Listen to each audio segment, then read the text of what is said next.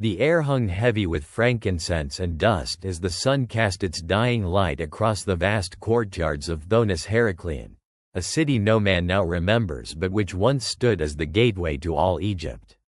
In this altered past, it never sank beneath the waves. Instead, it triumphed. Towering pylons lined its harbor, festooned with the carved faces of forgotten gods, amalgams of Greek precision and Egyptian grandeur. The Nile's delta wrapped the city like a mother's arms, blessing it with the prosperity of two worlds joined: Macedonian reason and pharaonic mysticism. Here, science and sorcery merged under the banner of an empire that neither Alexander nor Caesar ever forged. People flocked from Athens, Carthage, even distant Samarkand, to study at its alabaster institutes, to walk the labyrinths of scrolls and secret fire beneath the Temple of the Convergence. At twilight, the priests of Serapis lit braziers along the canals, casting flickering shadows onto water that shimmered with phosphorescent oils. Ships, double-sailed and bearing gold-leaf prows, glided past market stalls where merchants bartered in a dozen tongues, over spices kept in jars sealed with waxes inscribed by alchemists. The Pythagorean satrapy ruled here, a council of philosopher priests who spoke only under moonlight, crafting laws based on celestial alignments and lost Atlantean star charts. A single edict from their dusk-lit halls could redirect entire river channels, or construct pyramids not for kings, but for concepts, geometries made of white limestone and lapis, devoted to harmony, decay, and silence. Travelers wept at the sight of such beauty, believing they had entered a divine dream. But Thonis-Heracleion was never meant to last. Underneath its opulence, currents shifted, both political and literal. Plagues of silence overtook districts, entire neighborhoods ceased speech, mouths moving but yielding no sound.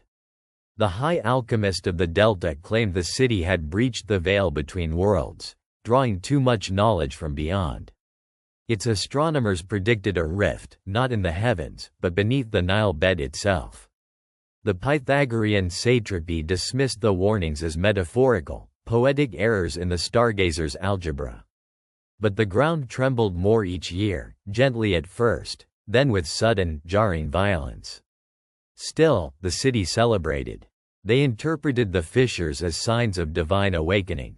They called it the era of mutation. On the eve of cataclysm, the city unveiled its masterwork, the harmonic obelisk, a monolith of obsidian and sapphire designed to vibrate at the resonance of the earth's breath. Set atop the Temple Mount of Aeons, it sang across the city when activated, releasing frequencies so perfect they brought men to tears and caused birds to fall silent mid-flight. Below, naked swimmers floated in ritual canals, arms outstretched to absorb the song, believing it would align their flesh with balance itself. But as the sonic wave passed through the bedrock, something ancient stirred. A great groan issued from beneath the city, as if awakening a leviathan buried in clay, and the waters, once placid, turned inward, spiraling with malice. The harmonic obelisk cracked, emitting a final, discordant shriek that shattered amphory across the mainland. By morning, Thonis-Heracleion was still visible, but it no longer obeyed the laws of solid matter. Bridges crumbled in slow motion, their stones hovering just above the Nile before disintegrating into mist. The air pulsed with warmth as if the sun had nested within the very soil. Survivors spoke of voices under the water, beckoning in dead dialects, and of lights that moved through the submerged streets in geometric patterns no human eye could follow. Rescue vessels approached, only to find that time bent upon entry, men emerging aged beyond recognition, babbling of mirrored cities beneath the riverbed, where monarchs of shadow dined on concepts and radiated memory like perfume. No force could reclaim the city. The satrapy dissolved. The world turned its eyes elsewhere, too frightened to remember. Now only legend remains. Fishermen speak of golden reflections seen just before dawn below the Nile's rolling surface. Occasionally, fragments wash ashore.